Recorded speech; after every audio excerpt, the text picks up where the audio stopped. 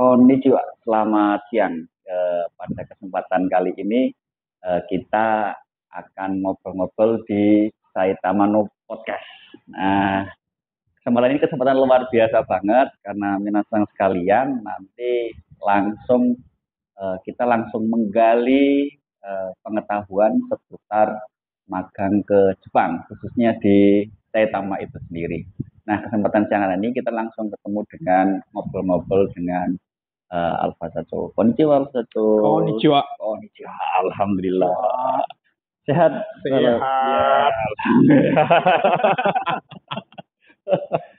Oke, langsung aja kita ngobrol-ngobrol pada kesempatan kali ini. Hanya nih ternyata kesempatan 2020-2030 ini salah satu peluang besar buat kita bersama bahwa apa namanya ada bonus demografi, kemudian peluang karir itu banyak, khususnya nanti kerja ke Jepang. Gimana Alfa Sacho menanggapi peluang ini? Oke, banyak hal ya. Pertama tadi disebutkan mungkin bonus demografi ya. Bonus demografi ini sebenarnya kalau menurut keterangan Pak Jokowi ya kemarin, itu kan sebenarnya di tahun 2000 sekian. Coba fakta di lapangan sudah mulai terasa. Nyari kerja ya, artinya kan angkatan kerja terlalu tinggi pada bahasa gampang itu ya, mulai terasa kan. Nah, maka ke Jepang itu menjadi satu di antara solusi, bahkan bukan hanya sekedar solusi untuk kondisi bonus demografi ini enggak. Memang kalau misalnya gini, ke Jepang itu secara syarat umum rata-rata kan minimal lulusan SMA, SMK derajat ya. Iya. Sekarang kalau lulusan SMA derajat itu ke Jepang, seperti gitu ya, itu mengalami percepatan. Kenapa? Coba rasakan.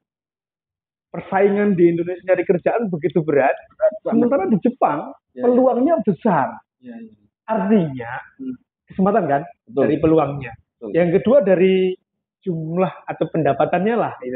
Pendapatannya relatif jauh lebih besar, 2 kali, 3 kali, bahkan bisa jadi ada yang gaji di Indonesia, kalau daerah mungkin bahkan bisa dianggap 50 kali, betul nggak? Pendapatan di Jepang itu, UMR daerah itu, kalau UMR ibu kota mungkin paling nggak ya 3 kali ya, 3-4 kali itu secara pendapatan. Artinya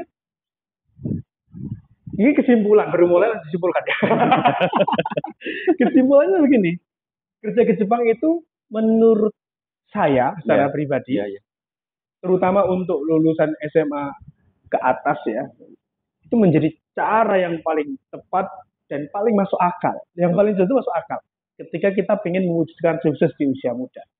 Nah, seperti apa perjalanan ke Jepang itu sebenarnya nggak sulit. Nanti kita ngobrol-ngobrol lah tentang perjalanan ke Jepang itu nggak sulit. Yang jelas satu, motivasinya harus ada. Jadi kalau motivasinya ada, semangatnya ada, pasti bisa. Pasti bisa. Sesimpel itu kan. Oke. Kayaknya nggak susah banget ya. Nggak artinya kita yang misalnya nggak nyampe sekolah harus S1 nggak itu, tapi selama punya kemauan yang besar, kita insya Allah bisa berangkat ke Jepang. Oke. Ini langkah-langkah awal apa yang mungkin bisa kita persiapkan ya, so, yang bisa kita lakukan kalau kita punya impian pengen sukses usia muda, terus kemudian Jepang menjadi tujuan kita. Yang pertama tadi yang disebutkan Mas Agung tadi, ya impian itu. Jadi kalau sudah punya impian, bahkan beberapa siswa alumni kita itu backgroundnya sebenarnya malah SMP. Emang bisa Pak? Nggak bisa. Terus gimana? Karena impian yang tinggi itu rela dia sampai harus ikut paket C dulu dan seterusnya. Karena memang syaratnya kan minimal SMA sederajat ke atas. Kalau SMP bisa kan faktanya, tapi paket C dulu. Nah, dari situ yang pertama impian. Jadi balik ke titik awalnya cuma satu, impian. Kalau punya impian yang kuat, otomatis semua jadi bisa terlewati. Tapi banyak yang kadang-kadang itu berpikirnya coba-coba gitu ya, dan seterusnya ya akhirnya jadi potensinya hilang, potensi tidak tergali, tidak berkembang di situ potensi. Maka sebenarnya saya mensupport yang apalagi yang sampai D3, S1 ke atas ya, artinya yang di atasnya SMA, SMK sederajat. Kalau dia semangat pasti lebih bagus. ya kan, potensinya lebih besar dia, gitu. Lebih besar dia potensinya. Begitu. Jadi semangat yang paling tahu, pertama kali semangat untuk mewujudkan impiannya. Maka pertanyaannya buat teman-teman yang ada di sana, gitu kan, podcast. tanyakan ke dirimu sekarang, impianmu apa? Kalau punya impian, tunjukkan bahwa kamu benar-benar ingin mewujudkan. Betul. Impian yang besar itu nanti yang akan menggiring kita, membawa kita. Bahkan mungkin entah bagaimanapun caranya ya, Pak Saudara. Itu energizingnya every day, every time. Every time. Every time, guys. Iya kan? Every time, betul. Iya, kalau orang Jawa bilang itu demo nantimu, itu demo muncul. Itu energi itu ketika benar-benar punya impian, maka kekuatan impian. Jadi harusnya kali ini kalau dikasih judul membahas tentang the power of dream, ya kan? The power of dream, guys. The power of dream. Ya, jadi Yesus kita ke Jepangnya tadi itu ya. Betul. Jadi relatif akan menjadi lebih mudah ketika impiannya benar-benar impian. Misalnya anak-anak ini, teman-teman ya di sana punya impian, nggak harus besar, tapi benar-benar dari diri sendiri. Misalnya seperti saya lah, contoh aja ya, saya cerita tentang diri saya mungkin. Orang kampung, cuma pengen memperjuangkan kehidupan keluarga, dan podo karo koncone, bahasanya gampang. Memang kayak apa gitu ya. Kita masing-masing lebih tahu tentang diri kita, bahwa oh aku pengen ini, pengen itu. Misalnya pengen punya rumah yang sama seperti teman yang lain, terus pengen punya apa misalnya pekerjaan yang sama dengan yang lain, punya kehidupan yang sama dengan yang lain. Podo karo koncone kalau bahasa Jawa itu sama dengan teman-teman yang lain, bahasa asli gitu ya, mungkin yang di luar Jawa nggak tahu itu podo karo koncone apa gitu. Translate please. Berarti kan? Itu impian, dan itu ternyata yang menggerakkan saya waktu itu. Sampai saya punya kata-kata rahasia nih bagi diri saya sendiri. Saya lebih takut miskin daripada kerja keras. Waktu itu. Kerja keras kan, catat. Ya, lebih takut miskin. Benar-benar saya merasakan, saya nggak tahu sebenarnya miskin itu seperti apa sih. Tapi waktu itu kenapa muncul kata-kata itu di pikiran saya, dalam diri saya, dan makanya saya latihan lari, latihan push up, latihan sit up, latihan baca bahasa Jepang, belajar menghafal ini segala macam. Itu semangat cuma satu, pengen podo koncone.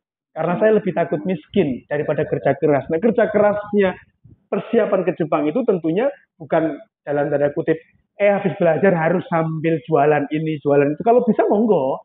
Tapi relatif harusnya kerja keras itu kerja keras bagaimana bisa menuju ke Jepang dengan lebih cepat, dengan lebih baik, dengan lebih murah mungkin bahasanya, gitu kan? Maka belajar bahasa Jepang. Bagaimana lebih cepat belajar bahasa Jepang? Bagaimana lebih mudah belajar bahasa Jepang? Bagaimana lebih murah belajar bahasa Jepang? Kok bisa? Ya, karena bahasa Jepangnya bagus, otomatis lebih cepat nggak? Ada tes sekali lolos mungkin misalnya. Artinya lebih cepat dong daripada yang lain yang mungkin harus nunggu berikutnya saat siap, atau bahkan sudah mencoba masih gagal dan ngulang lagi. Lebih lambat kan ya otomatis. Maka ini jadi lebih cepat bahasa Jepang belajar. Yang kedua lebih mudah, iya. Kalau bisa otomatis lebih mudah nggak mengerjakan soal-soalnya? Lebih mudah, lebih murah, iya. Dengan waktu yang relatif lebih singkat, otomatis biaya lebih murah, lebih kecil, lebih rendah, betul nggak? Nah, seperti itu. Makanya satu saja itu kalau ditekuni menjadi lebih cepat, lebih mudah, lebih murah bahasa Jepang. Yang lain relatif lebih mudah. Hampir-hampir nggak ada, hampir-hampir nggak ada. Kalau misalnya pengen ikut program yang pemerintah IM Japan, mungkin selain bahasa, fisik, mental lah, mentalitas ya. Harus, ya fisik itu cuma masalah mentalitas. Kalau dia kerja keras, relatif. Karena yang ketika ngomong di fisik itu kan ngomong kita tentang kebiasaan. Benar nggak? Ya. Bukan ngomong kita tentang seberapa cerdas ini kakiku untuk lari 3 kilo. Itu kan nggak mungkin ya. Iya kan? Iya kan? Cuma apa? Mentalitas. Memang benar-benar pengen. Kalau pengen, relatif dicicil setiap hari latihan. Jogging pagi, jogging sore. Betul nggak? Jogging pagi, jogging sore. Bahkan kalau saya dulu, saya bocorin ini salah satu rahasia. Saya tuh setiap hari dulu latihannya itu sore keliling. Entah itu keliling lapangan, entah nguteri gunung kecil. Gunung kecil. Ya. Siap. Gunung kecil. Dari informasi nih, Alfa 1 itu tinggalnya di salah satu daerah tinggi di Magelang. Sangat terbayangkan bagaimana naik turunnya daerah situ. Jadi kalau beliau menyampaikan muteri gunung kecil itu jangan dikira berapa kilometer teman-teman. Ya. Jadi masih jauh. Ya. Monggo silakan lanjut. Gunung kecil paling enggak 5 kilo. Minimal. Satu putaran itu 5 kilo. Iya. Kalau moodnya lagi bagus kadang 2 kali putaran. Dan itu setiap sore. Bangun tidur pagi, ya bukan bangun tidur beneran ya. Setelah sholat, selain lain-lain, push-up sit-up kan, itu memang kegiatan sebenarnya, kegiatan rutin untuk menjaga kesehatan kita. Saya latihan lari di tempat rata-rata air. Lari di tempat rata-rata air. Kaki di atas sini berarti ya. Rata-rata air, kakinya rata-rata air kan. Iya. Itu rata-rata, ya awalnya bertahap. Tapi rata-rata 5 menit setiap hari. Minimal. Awalnya cuma 1 menit rata-rata air seminggu pertama. Ini tips kalian ini ya. Jadi teman-teman yang aku pengen IM Japan tapi larinya kok gini gitu kan, misalnya gitu ya. Seperti ini seperti itu. Misalnya gitu kan.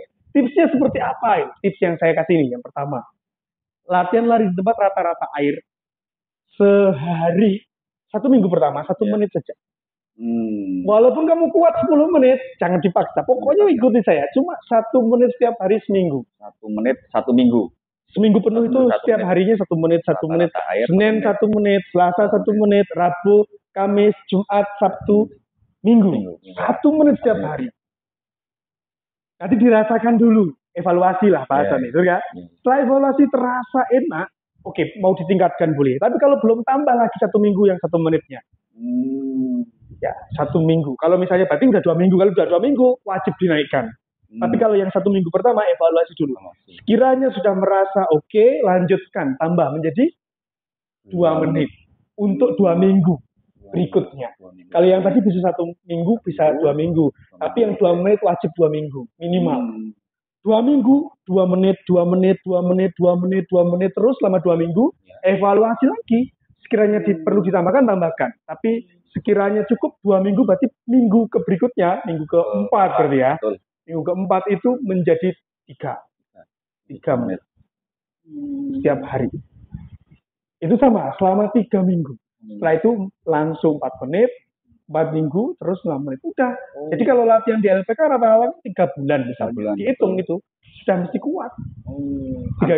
Artinya dalam kurun waktu itu tubuh kita juga secara logis itu terbiasa ya, artinya kalau mimpi kita tadi kan kita bicara tentang mimpi yang besar, besar, kemudian gimana mimpi yang besar itu kita pecah menjadi langkah-langkah kecil, termasuk langkah olahraganya dan semua materi yang dipersiapkan seperti itu, kecil-kecil seperti itu ya. Jadi nggak mulu-mulu kan? Betul. Kalau langsung diwajibkan lari terus setiap hari saking semangatnya 3 kilo, paling kuat seminggu. Semangatnya cepet down. Iya. Betul. Kok ini rusak semua ya? Otot itu kan ya. Kan memang beneran bukan hanya merasa rusak, ada yang sampai cedera kan? Karena saking memaksa. Karena otot itu kan butuh penyesuaian. Betul ya? Exercise. Itu juga exercise dulu loh ya. Betul. Sebelum latihan tetap peregangan, pemanasan, seterusnya. Tentang fisiknya, push-up, sit-up juga begitu. Bertahap, bukan untuk langsung 35 itu ya. 35 itu kan targetnya 3 bulan, 4 bulan, 2 bulan pertama setidaknya kan. Harapan kita yang penting di bulan keempat atau saat sudah ada tes bisa lolos. Oke, siap. Terima kasih. Jadi mimpi yang besar kemudian dipecah-pecah menjadi langkah-langkah kecil supaya nyampe ke mimpi itu. Terus ini Alfa-Jo, misalnya nih di tengah jalan kok tiba-tiba di tengah proses tiba-tiba kita kok lagi down gitu semangatnya. Itu kira-kira tips apa yang perlu kita lakukan nih untuk bisa sukses juga di program itu? Back to tadi. Dream tadi. Karena memang di situ powernya itu. Kalau kehilangan masa depan, kehilangan impian ya, sama dengan kehilangan semuanya. Beneran habis itu. Bukan hanya tenaga, semuanya habis. Bisa jadi uang-uangmu juga ikut habis. Karena kehilangan apa? Impian. Betul ya? Tapi kalau kita punya impian, kita hampir bisa dipastikan bisa memiliki apapun yang kita mau.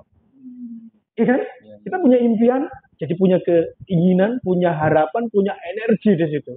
Maka kalau kita benar-benar pengen mewujudkan apa impian teman-teman, coba nanti bisa tulis di kolom komentar gitu. Komentar di situ. Apa impiannya gitu. Kalau perlu kapan-kapan mainlah ke Saitama gitu ya. Ditunggu kedatangannya. Betul.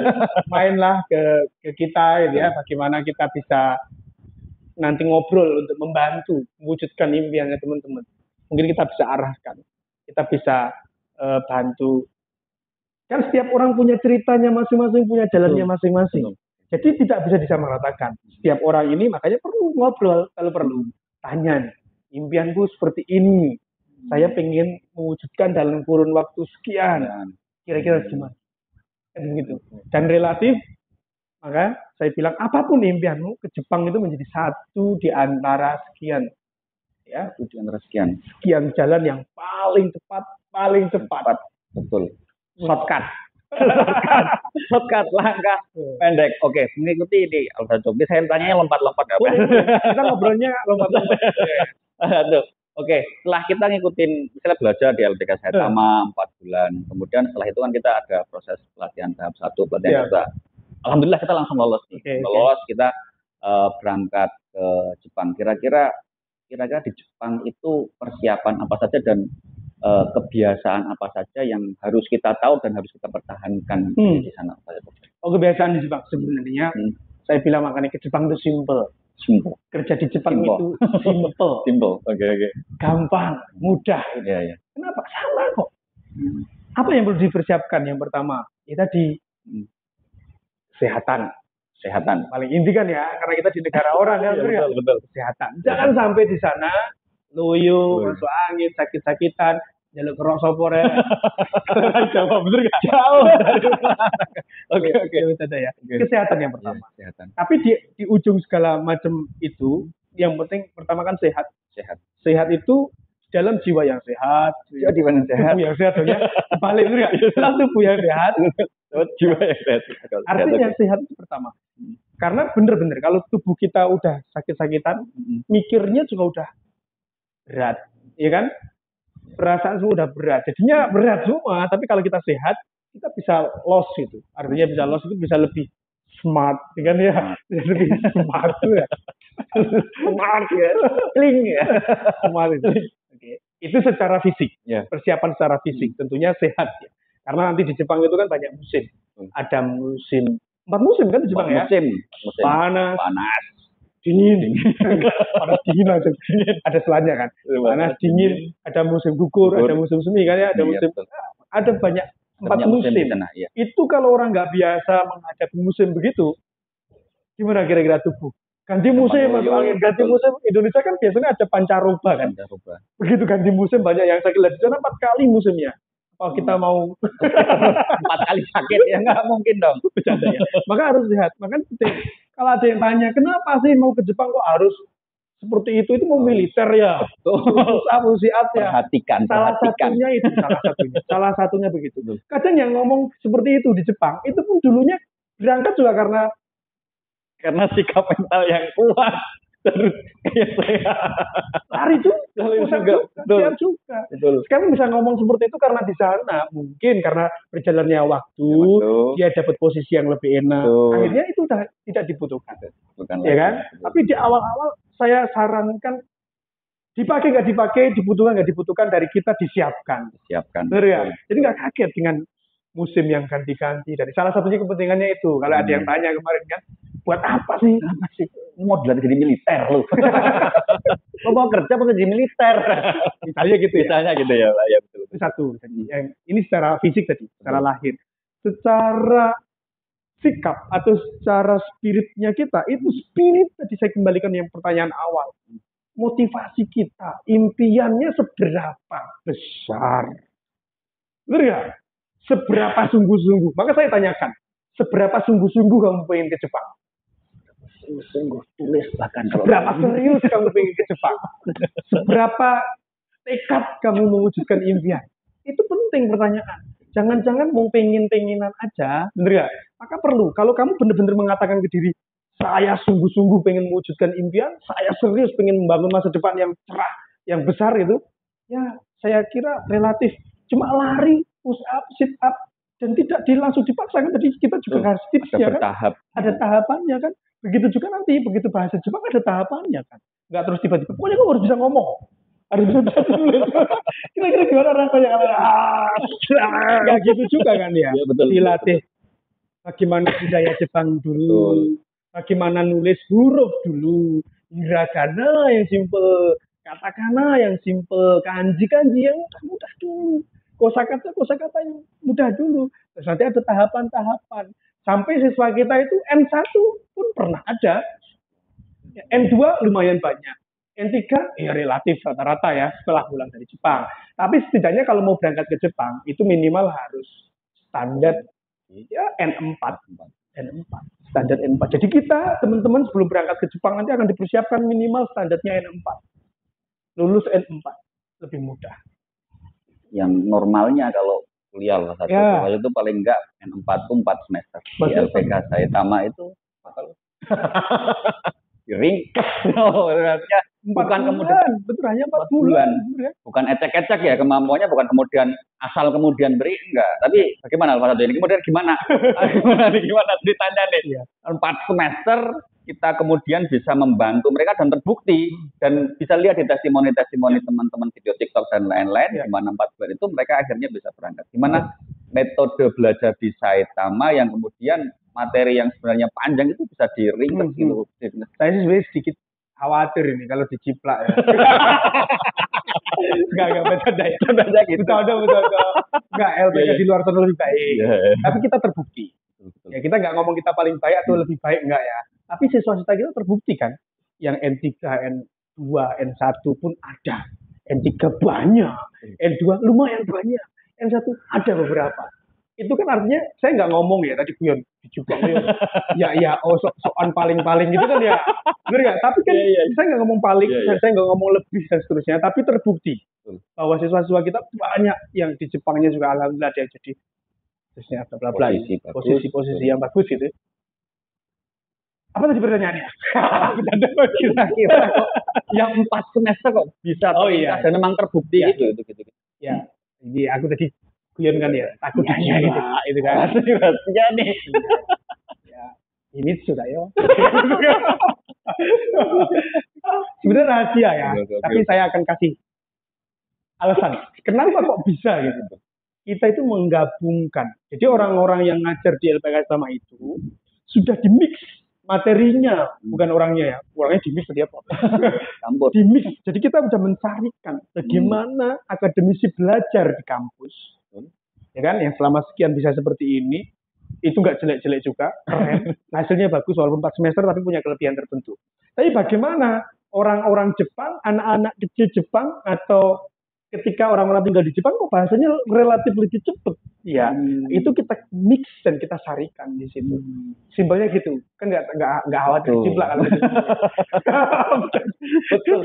Ada pengalaman kehidupan di sana yang kemudian dimasukkan dalam kurikulum itu sehingga kemungkinan potensi kemungkinan untuk 4 bulan itu tercapai menjadi sangat mungkin. Sangat mungkin. Bahkan beberapa orang itu 3 bulan, bahkan pernah ada yang 2 bulan bisa. Tapi relatif secara standar 4 bulan insya Allah sudah bisa. Untuk kemampuan. Ada pertanyaan sih. Pertanyaannya, Sensei, misalnya nih, ada yang udah 4 bulan nggak bisa gimana? Tenang, ada kami di sini. Tenang. Mana. Di kita itu ada garansi. Kalau belum bisa, 4 bulan kok belum bisa, boleh mengulang tanpa ada tambahan biaya. Free. Sampai bisa. Gitu. Tapi mosok yang mau lama-lama kayak gitu. Biarin aja kalau dia mau. Dia mau belajar mau kerja sih. Ya. Artinya enggak. Ini adik, kita paham kok bahwa kemampuan semua orang kan berbeda. Yang kami harapkan sih ya 3 bulan semua sudah clear. Di bulan keempat semuanya sudah gitu kan. Tapi kan ada mungkin karena kondisi pikiran lagi padat, yang harusnya biasanya pinter dan rodok kurang siki. Sedundun sekali beliau ya. Agak gimana belajar kok kelingan utang gitu. Padahal harusnya saya bilang kalau belajar kelingan utang nih wong tua atau utang ide harus semangat, harus jadi motivasi positif ya, bukan malah dilamuni kapan terbayar kan nggak akan efek apa-apa. Justru harus belajar lebih cepat. Betul. Seperti itu harusnya. Saran saya begitu. Tapi kalaupun saya nggak bisa memungkiri ya, bahwa orang lagi banyak pikiran ya memang begitu. Misalnya kok jadi 4 bulan yang temennya sudah pada bisa merasa belum puas atau merasa belum bisa, silakan. Maksudnya seperti itu. Tapi rata-rata siswa kita 4 bulan. Insya Allah. 4 bulan insya Allah bisa lanjut ke tahap ya. berikutnya. Oke, siap. Siap. Ya lompat-lompat lah. Pokoknya kalau lompat-lompat. Oke. Pak Caco, salah satu tantangan orang yang kerja ke Jepang adalah ketika kerja tuh secara umum udah rahasia umum nih, punya uang banyak, pulang dapat uang banyak, terus kemudian pulang ke Indonesia tuh bingung tuh, jadi dibuat beli apa gitu, jadi banyak konsumsi kayak gitu. Iya. Kita dengar spill lah. Iya. Kita tuh ada program setelah mereka pulang ke Indonesia, ada program bimbingan. Itu sebenarnya latar belakangnya gimana dan nanti kira-kira bagaimana itu? Latar belakangnya bahkan sebenarnya Saitama Ada itu waktu itu saya ada salah satu logo kita, filosofinya jelas gini. Iya. Kan ada bulat itu. Terus ada huruf S kan. Iya. S ini dulunya sebenarnya kita ambil awalnya itu bentuk S itu dari bentuknya yin yang. Simbangan. Tahu ya yin yang ya. Iya. Yang biasanya kalau yin yang itu kan hitam putih. Ya hitam. Ini ada titiknya putih, yang ini ada titiknya hitam, gitu kan? Yin yang itu. Jadi Saitama dari awal itu adalah untuk menyeimbangkan kehidupan. Dulu itu ada biaya ke OPK itu mahal, ya minta duit. Ya minta duit sama minta ampun. Iya, dulu.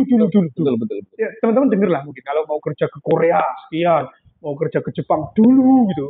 Sekian itu kan. Nah, kita menyeimbangkan itu. Salah satunya biaya. Salah satunya lagi ya, berarti 2. Salahnya banyak. Ya, berikutnya menyeimbangkan kehidupan. Jadi tantangannya gimana? Kenapa? Setelah pulang ini harus ada pelatihan, harus ada pendampingan. Kenapa? Ini fakta nih, tanya aja. Kalau ada saudara yang di dekatnya teman-teman pulang dari Jepang mungkin udah 5 tahun yang lalu atau mungkin berapa tahun yang lalu, ada yang sudah habis duitnya nggak? PR nih permasalahan. Nggak habis dan saya kenapa berangkat lagi? Iya itu, berangkat lagi, betul ya? Betul. Terus nanti kalau pulang lagi 5 tahun berikutnya habis nggak? Nggak, berangkat lagi. Mau sampai kapan? Saya dukung sih untuk ke Jepang, tapi juga saya kasih pertimbangan, kasih pilihan. Silakan ke Jepang secukupnya untuk pulang membangun negeri, membangun bangsa. Partisipasilah kita, ikut berkontribusi lah dalam membangun bangsa dan negara ini. Gitu. Jadi diharapkan ke Jepang dapat uang, dapat ilmu, dapat etos, bangunlah bangsa ini. Itu yang pertama. Kenapa ada pendampingan kewirausahaan? Saya berharap dengan banyaknya orang-orang yang semakin bisa mandiri, ya kan? Minimal kan bisa mandiri itu kalau pulang dari Jepang punya duit kan? Betul. Diajari, dibimbing, punya usaha katakan, ataupun mau kerja lagi, it's okay. Artinya kan, emang kalau kerja butuh ilmu kewirausahaan, sih. Butuh, benar nggak? Betul. Emang hanya yang mau wirausaha aja yang ini butuh, karena entrepreneurs atau wirausaha itu etosnya sama dengan orang kerja. Ya kan? Maka saya sering ngomong kayak gini. Ada alumni Jepang atau orang umum lah ya. Nanti tidak saya diserang. Kesenggol. Kesenggol siapa? Iya kan, kesenggol ya. Siapapun ketika wirausaha, kok alasannya nih? Alasannya dulu makanya. Ya tadi kan kembali ke etos, ke spiritnya kan, ke mentalitasnya kan. Ketika mentalitas pengen kerja itu hanya karena, misalnya ya, hanya karena ingin nggak diatur-atur. Bebas. Begitu kan? Iya. Wah, kalau kerja itu saya jam kerjanya itu loh. Lu nggak terus disuruh begini begitu itu loh. Mendingan saya usaha sendiri biar nggak diatur-atur. Gitu. Itu lebih kacau daripada kerja yang diatur-atur. Karena kerja ada yang ngatur. Ketika dia usaha sendiri nggak ada yang ngatur. Sak senengnya dewe. Keuangan misalnya. Karena sak senengnya dewe, jualannya laris, duitnya rauno. Ya, jualan laris, duitnya banyak, uangnya habis. Karena nggak teratur, nggak ada yang ngatur. Padahal harusnya keuangan ada yang ngatur dong. Siapa yang ngatur kamu gitu sebagai pengusaha? Jam kerja. Wah, kalau kerja kan saya harus jam 7.30 sampai jam 16, jam 16.30 misalnya gitu kan. Padahal nggak tahu aja dia kalau wirausaha jam kerjanya lebih 24 jam kilo. betul nggak? Artinya ada jam-jam yang diatur. Jadi kita teratur, kita terikat sama jam juga sebenarnya. Begitu kan? Secara apa lagi? Gaji. Kalau saya kerja terbatas, gajinya gaji UMR, misalnya gitu kan, atau 2 kali UMR atau berapapun lah ya, terbatas angka. Mentang-mentang punya usaha sendiri, pengen langsung ambil berapapun kan ya, bener nggak? Ambil berapapun gitu kan? Kira-kira usahanya kalau dikelola sama orang yang seperti itu gimana jadinya? Biar bos. Begitu kan? Oh iya, betul. Justru ketika jadi pengusaha harus lebih disiplin, harus siap mengikuti aturan. Kalau nanti sudah besar, ya monggo, itu beda. Tapi bukan tanpa aturan kan? Karena Indonesia itu merdeka bukan tanpa batas kan? Ya kan merdeka itu kan merdeka, tapi bukan tanpa aturan kan? Bukan tanpa batas itu maksudnya. Sama, ketika jadi wirausaha itu ada yang bilang merdeka, tapi bukan tanpa batas, bukan tanpa bebas tanpa batas, bukan. Bebas terarah, terukur, ada batas. Ya kan? Seperti itu. Itu salah satu alasannya kenapa harus diajari. Karena nggak mudah, bro. Jadi kita sering bilang, teman-teman di luar sana pulang dari Jepang, coba bilang kayak gini, Allah ngerti ya. Mek ngono nek wong Jawa. Cuman gitu. Ya, cuma gitu aja. Harus belajar. Kalau kamu pertanyakan harus belajar, tanya tuh yang ambil sampai PhD, S1, S2 gitu kan ya. Jurusan bisnis itu. Ngapain? Dan kita bikin yang shortcut lagi-lagi kita bikin yang shortcut. Kalau kamu kuliah S1 berapa? 4 tahun. S2 berapa? 2 tahun. Kita bisa shortcut dalam waktu 1 tahun. Atau maksimal 3 tahun kita. Dan itu praktek. Bukan teori. Jadi kamu punya duit, kamu punya ilmu, kamu punya pendamping. Terarah. Punya duit, praktekkan, ada pendamping, ada yang arahin.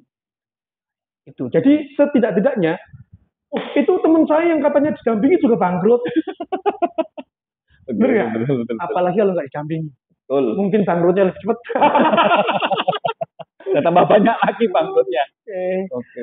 Sampai ketemu di podcast berikutnya. Ini bersambung aja ya? Bersambung aja. Siap. Sambung langsung, potong langsung atau kita Oke. Kayaknya ini sudah panjang banget teman-teman untuk cerita kayak gini. Masih banyak nih cerita tentang Saeta Mano Podcast. Insya Allah kita sambung di kesempatan next selanjutnya. Terima kasih Alfa Sajo untuk kesempatan siang hari ini. Kita berjumpa lagi di kesempatan. Banyak cerita, tapi mohon maaf ya, ini bener-bener saya tadi diculik ya.